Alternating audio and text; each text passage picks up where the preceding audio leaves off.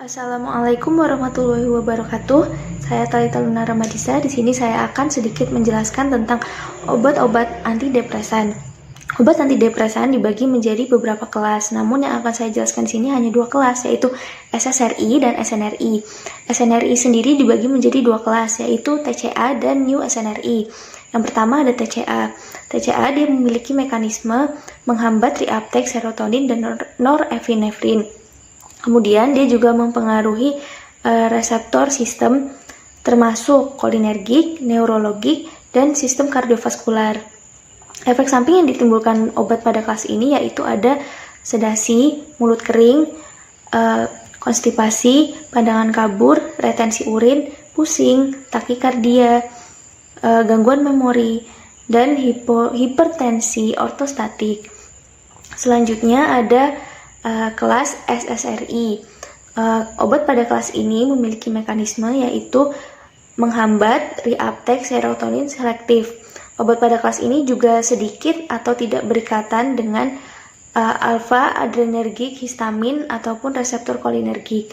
Kemudian obat pada kelas ini memiliki efek samping yaitu gangguan GI seperti mual, muntah, dan diare. Kemudian ada disfungsi seksual, sakit kepala, dan insomnia. Yang terakhir ada kelas New SNRI. Obat pada kelas ini terdapat dua, yaitu duloxetin dan venlafaxine. Duloxetin memiliki efek samping, memiliki mekanisme yaitu menghambat reuptake serotonin dan norepinefrin pada semua dosis. Sedangkan untuk venlafaxine dia menghambat reuptake serotonin pada dosis rendah dan norepinefrin pada dosis tinggi. Selanjutnya, efek samping yang disebabkan dari dua obat ini, yang pertama duloxetin.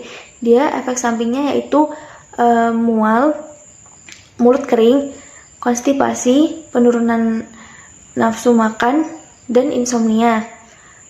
Untuk venlafaxine, dia memiliki efek samping mual, disfungsi seksual, aktivasi, dan peningkatan tekanan darah diastolik. Selanjutnya ada interaksi. Yang pertama dari kelas TCA, ada amitriptilin. Jika amitriptilin berinteraksi dengan MAOI, maka dia akan menyebabkan serotonin sindrom. Jika dia berinteraksi dengan disulfam, maka akan terjadi delirium. Selanjutnya ada maprotilin. Jika maprotilin berinteraksi dengan MAOI, maka akan terjadi serotonin sindrom. Jika maprotilin berinteraksi dengan amitriptilin dan ketoconazole, maka akan terjadi perpanjangan interval QT. Kemudian ada nortriptilin. Jika nortriptilin berinteraksi dengan MAOI, maka dia akan terjadi serotonin sindrom. Jika dia berinteraksi dengan simetidin, maka akan terjadi penurunan metabolisme dari nortriptilin. Selanjutnya ada imipramin. Jika imipramin berinteraksi dengan MAOI, maka akan terjadi serotonin sindrom, dan jika dia berinteraksi dengan levodopa, maka akan terjadi penghambatan absorpsi dari levodopa. Dari kelas SSRI, yang pertama fluoxetine. Jika fluoxetine berinteraksi dengan alprazolam, maka akan terjadi peningkatan konsentrasi plasma dan waktu paruh dari alprazolam. Kemudian jika fluoxetine berinteraksi dengan phenytoin, maka akan terjadi peningkatan konsentrasi plasma dari phenytoin. Kemudian ada sertralin. Jika sertralin berinteraksi dengan MAOI, maka akan menyebabkan krisis hipertensi, serotonin sindrom, dan delirium. Kemudian jika sertralin berinteraksi dengan sibutramin ataupun triptans, maka akan menyebabkan serotonin sindrom. Selanjutnya ada paroxetin. Jika paroxetin berinteraksi dengan TCA, maka akan terjadi peningkatan konsentrasi plasma dari TCA. Selanjutnya, jika paroxetin berinteraksi dengan beta adrenergic blocker, maka akan terjadi peningkatan konsentrasi metoprolol, bradikardia, dan heart block. Selanjutnya ada escitalopram dan citalopram. Jika escitalopram ataupun citalopram berinteraksi dengan MAOI, maka akan terjadi krisis hipertensi, kemudian serotonin sindrom, dan delirium. Jika escitalopram ataupun citalopram berinteraksi dengan sibutramin ataupun triptans, maka akan terjadi serotonin sindrom. Selanjutnya ada dari kelas SNRI. Dari kelas SNRI ini ada duloxetin. Jika duloxetin berinteraksi dengan MAOI, maka akan terjadi krisis hipertensi, serotonin sindrom, dan delirium. Selanjutnya, jika duloxetin ini berinteraksi dengan sibutramin, maka akan terjadi serotonin sindrom. Kemudian jika duloxetin ini berinteraksi dengan thionidazin, maka akan terjadi peningkatan konsentrasi maksimum dari thionidazin dan perpanjangan interval QT. Yang terakhir ada venlafaxine. Jika venlafaxine berinteraksi dengan MAOI, maka akan terjadi krisis hipertensi, serotonin sindrom, dan delirium. Kemudian jika dia berinteraksi dengan sibutramin ataupun triptans, maka akan terjadi serotonin sindrom. Selanjutnya, penggunaan pada populasi khusus.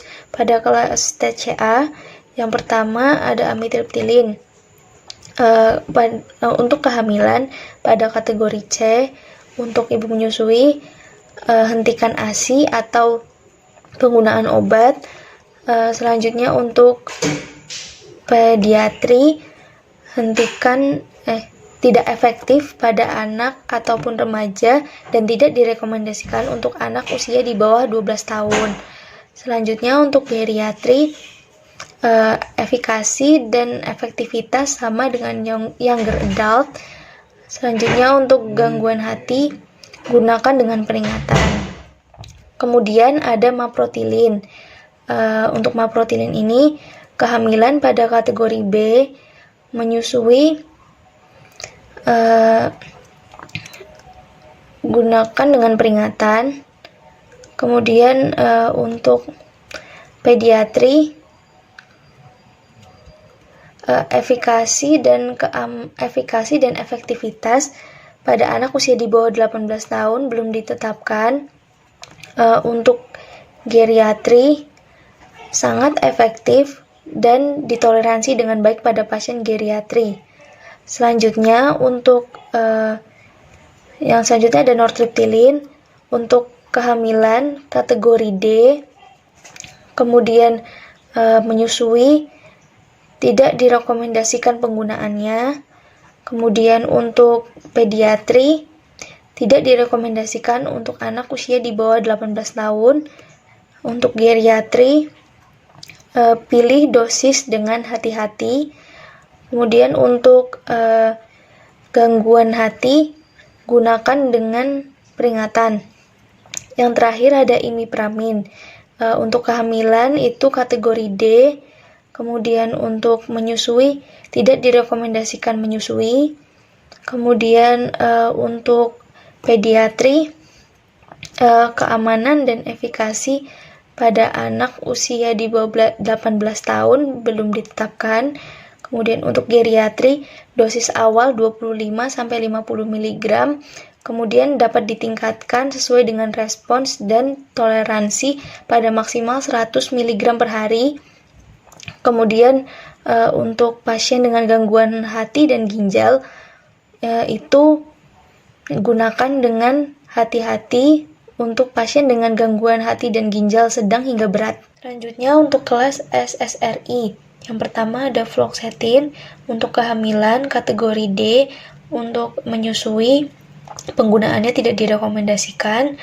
Kemudian untuk pediatri, efikasi dan safety pada anak usia di bawah 8 tahun belum ditetapkan. Selanjutnya untuk geriatri, pertimbangkan penurunan dosis atau frekuensi. Kemudian untuk gangguan hati, pertimbangkan untuk penurunan dosis atau frekuensi pada pasien dengan well compensated cirrhosis. Kemudian untuk gangguan ginjal, pertimbangan penurunan dosis atau frekuensi pada pasien dengan kerusakan ginjal parah. Selanjutnya sertralin. Untuk sertralin kategori kehamilan kategori C, Kemudian untuk menyusui gunakan dengan peringatan.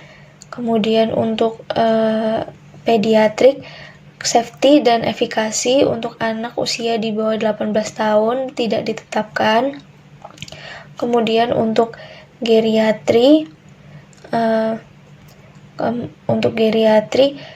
safety dan efikasi sama dengan younger adult, kemungkinan ada peningkatan sensitivitas. Kemudian untuk pasien dengan gangguan hati dan ginjal, untuk pasien dengan gangguan hati, kemungkinan penurunan clearance, disarankan penurunan dosis. Untuk pasien dengan gangguan ginjal, tidak diperlukan penurunan dosis. Selanjutnya ada paroxetin untuk kehamilan kategori D, untuk menyusui gunakan dengan peringatan.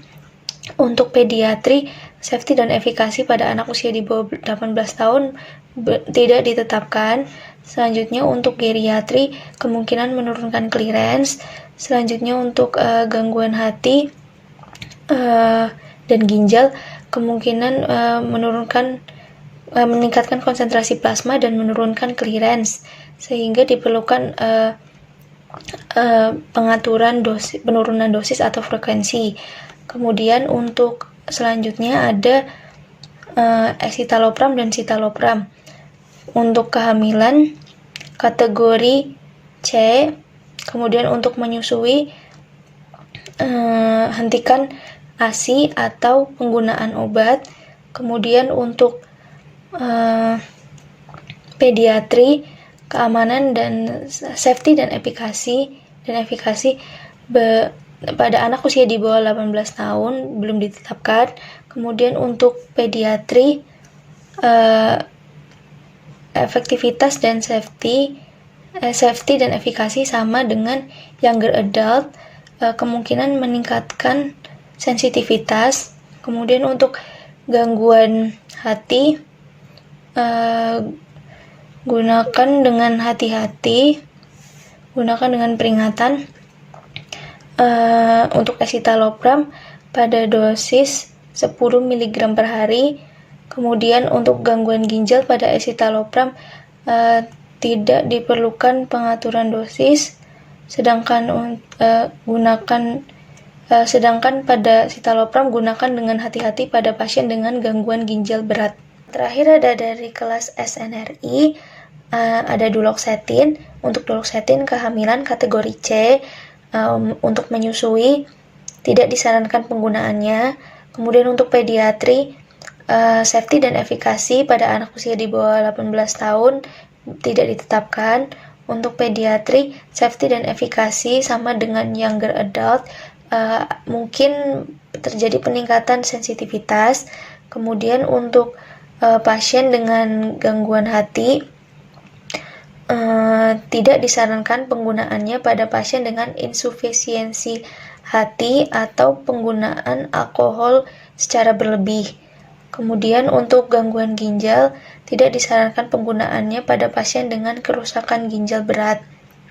Kemudian selanjutnya ada venlafaxine.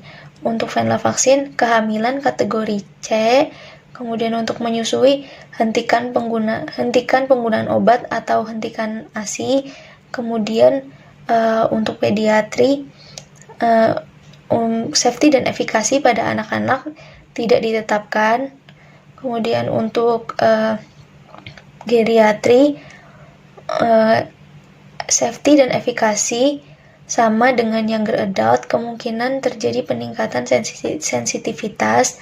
Kemudian untuk gangguan hati dan ginjal, kemungkinan menurunkan clearance, sehingga disarankan untuk menurunkan dosis atau frekuensi.